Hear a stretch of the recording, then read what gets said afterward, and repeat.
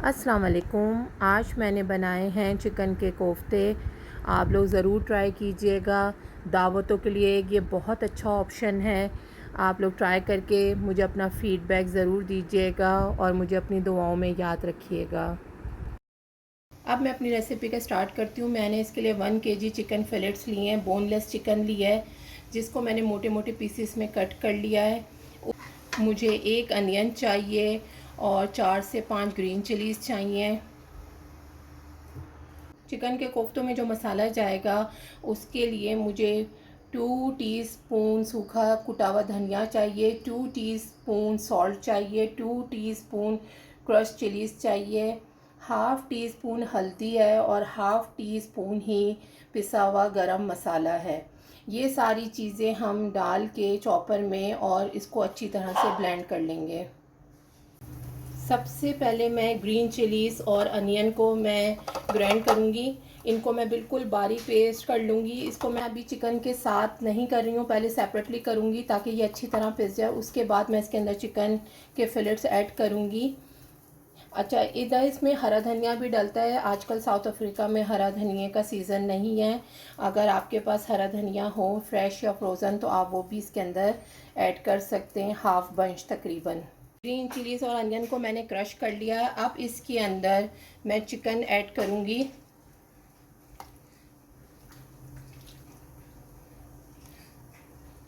Chicken के साथ साथ जो सूखे मसाले हैं वो भी मैं ऐड कर दूँगी।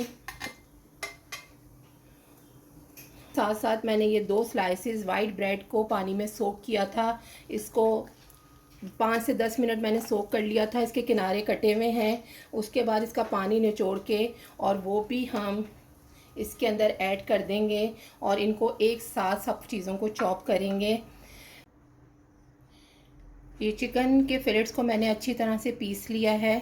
अगर आपको लगे कि चॉपर में सही पीसा नहीं जा रहा है तो आप थोड़ा थोड़ा करके पीसें, लेकिन बहुत बारीक सा इसका हमने इस तरह से मिक्सचर बना लेना है। इसमें चिकन का मिन्स नहीं यूज़ करना है, फिलेट्स ही यूज़ करने हैं, जब भी आपके कोफ्ते अच्छे बनेंगे। 1 किलो में बहुत बरकत हो जाती है। हाफ़ केजी भी अगर आप बनाना चाहें तो उसमें भी तकरीबन 14 से 15 कोफ्ते बन जाते हैं। ये मैं रमज़ानों के लिए बना के रख रही हूँ कोफ्ते, तो इसलिए मैंने ये ज़्यादा बेटर किया है। अदरवाइज़ ये एक फैमिली के लिए हाफ़ केजी जो चिकन फिलेट्स हैं वो भी बहुत होते हैं। हम इसको अच्छी तरह से पीस लेंगे तो हम इसको तकरीबन 1 घंटे के लिए इसको कवर करके फ्रिज में रखेंगे। मस्ट करके कवर कीजिएगा ताकि ये थोड़ा सा और हार्ड हो जाए और हमारे लिए कोफ्ते बनाने ईजी हों। कवर कर देंगे ताकि इसके ऊपर कोई लेयर ना आए और ये ड्राई ना हो ऊपर से। अब मैंने 1.5 कप ऑयल में 1 किलो प्याज को बारीक स्लाइस करके मैं फ्राई कर रही हूँ और मैंने इसको लाइट गोल्डन कलर जिस तरह कौरमे की प्याज होती है उस तरह से इसको फ्राई करूँगी। अब जो कोफ्तों में मसाला जाएगा उसकी ग्रेवी में मैं वो आपको बता रही हूँ। उसके लिए मैंने 3 टीस्पून सॉल्ट लिया है, 3 टीस्पून मैंने लाल मिर्चों का पाउडर लिया है, रेड चिली पाउडर, 4 टीस्पून सूखा धनिया लिया है। ये कुटा हुआ धनिया नहीं है, ये पिसा हुआ धनिया है। और मैंने इसी तरह से 2 टीस्पून गरम मसाला लिया है, 1.5 टीस्पून हल्दी है, 1 टीस्पून ज़ीरा है और 1.5 टीस्पून पेपरिका पाउडर है। इससे कलर बहुत अच्छा आ जाता है ग्रेवी का। अगर आपके पास ना हो तो आप ये ना ऐड करें। उसके बाद 2 से 3 तेज पत्ते हैं, 1 टीस्पून मिक्स गरम मसाला है।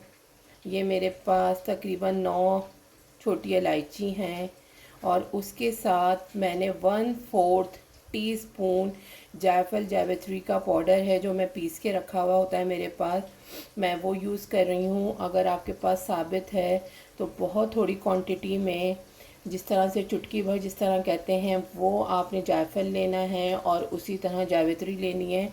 इसका बहुत स्ट्रॉन्ग फ्लेवर होता है इसलिए हम ज़्यादा नहीं डालते हैं। तो ये मेरे पास पिसा हुआ है तो मैंने 1/4 टीस्पून ये दोनों चीज़ें ली हैं, जायफल जावित्री का पाउडर। उसके साथ मुझे कोफ्तों की ग्रेवी के लिए आधा किलो दही चाहिए और उसको जब मेरी अनियन फ्राई हो जाएगी तो मैं पीसने के बाद दही में ऐड करूँगी। मैं कोफ्ते की ग्रेवी बना रही हूँ, जिसके लिए मैंने 1 किलो अनियन ली है और मैं 1.5 कप ऑयल में इसको फ्राई कर रही हूँ। लाइट गोल्डन हमने इसको फ्राई करना है। अनियन पे ये लाइट गोल्डन कलर आना शुरू हो गया है। अब मैं इसको निकाल लूँगी और इसको बारीक सा ग्राइंड करके मैं आप लोगों को दिखाती हूँ। मैंने थोड़ी सी अनियन इसी के अंदर छोड़ दी थी। उसमें अब मैं ये जो मेरे ड्राई तेज पत्ता और गरम मसाला और छोटी इलायची है, मैं वो उसके अंदर ऐड कर दूँगी। ज़ीरा ऐड कर दूँगी। इसको हल्का सा फ्राई करेंगे।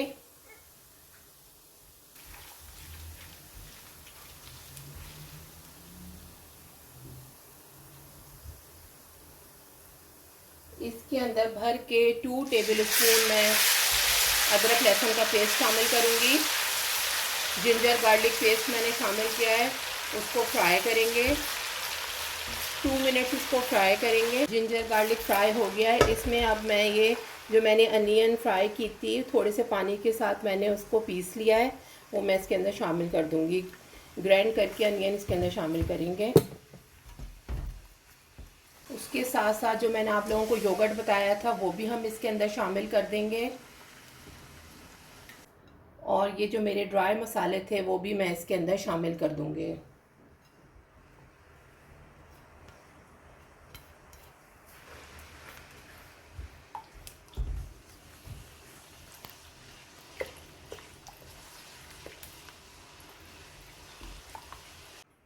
इस मसाले को तकरीबन 5 से 10 मिनट हम भूनेंगे। ऑयल हमारा ऊपर आ जाए और मसाला हमारा भुन जाए, तो मैं फिर आपको आगे का प्रोसेस बताती हूँ कि क्या करना है।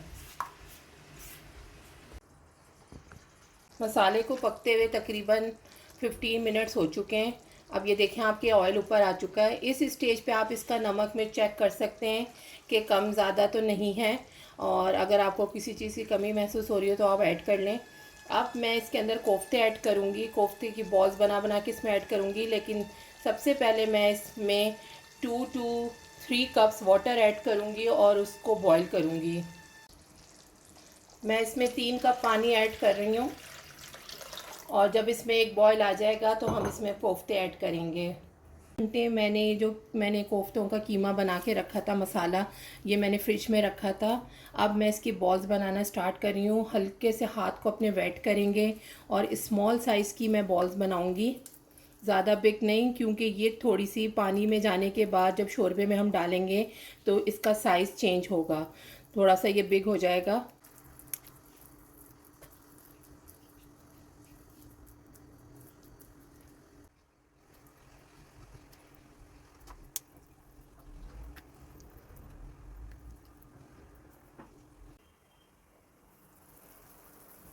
कोफ्ते का शोरबा बॉयल हो रहा है। मैं आपको यहाँ पे एक टिप देना चाह रही थी कि यहाँ पे सिर्फ एक कोफ्ता पहले आप ऐड कीजिएगा बॉइलिंग में होते हुए, बॉयल होते हुए। अगर आपका कोफ्ता वो फट रहा है या खुल रहा है तो आपका मसाला, इसका मतलब है सही नहीं पिसा है। आप एक दफ़ा उसको दोबारा चॉपर से निकाल लें ताकि वो बारीक हो जाए। अगर कोई भी चीज़ इसमें मोटी हो या वो सही से बाइंडिंग ना हुई भी हो तो वो ओपन होना शुरू हो जाता है। मैं 5 मिनट इसको बॉयल करके देखूंगी कि कोफ्ता मेरा ओपन हो रहा है या नहीं। अदरवाइज़ अगर ओपन हो रहा हो तो एक स्लाइस, आप जो ब्रेड का स्लाइस है वो आप एक और ऐड कर सकते हैं पूरे मसाले में। ये देखिए, ये मेरा कोफ्ता बिल्कुल भी नहीं फटा है और राउंड शेप में है। तो अब मैं इसमें बाकी कोफ्ते भी मिला दूँगी। बाज़ लोग कोफ्ते को फ्राई करते हैं, मैं फ़्राई नहीं करती हूँ। मुझे वो जो लेयर आती है वो मुझे अच्छी नहीं लगती है। और इस स्टेज पे आप ये वाले कोफ्ते बना के फ्रीज़ भी कर सकते हैं, और अचानक अगर गेस्ट आएँ या रमज़ान के दिनों में जब टाइम कम होता है इफ्तारी के लिए, तो उस वक्त भी आप ये बना के आप इसकी सिर्फ ग्रेवी बनाएं और उसमें ये फिर ऐड कर दें।